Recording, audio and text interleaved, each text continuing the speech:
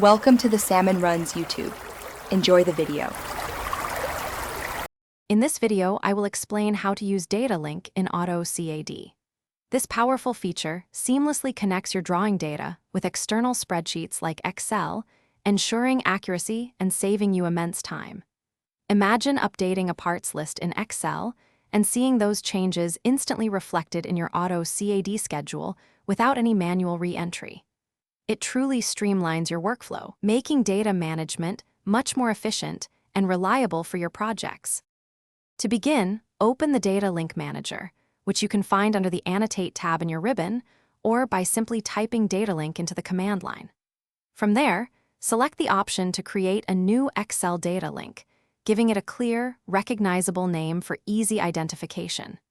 You will then browse to locate your specific Excel spreadsheet and pinpoint the exact sheet or a defined range of cells you wish to link. This step establishes the foundational connection to your external data. Once your data link is established, you can easily insert it into your drawing as a table by using the standard table command. Select the Data Link option and place your table.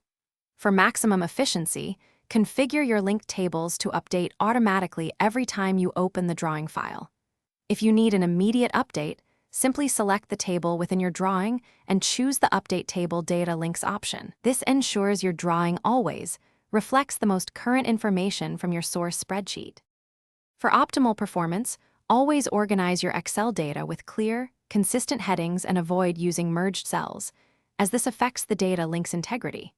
Familiarize yourself with AutoCAD's table formatting options. These control appearance, text styles, and scaling within your drawing. Remember to save your linked Excel files in a stable, easily accessible network location to prevent broken links and ensure seamless data access for your team. These practices will greatly enhance your overall data linking experience. Thanks for watching. Consider subscribing if we helped you.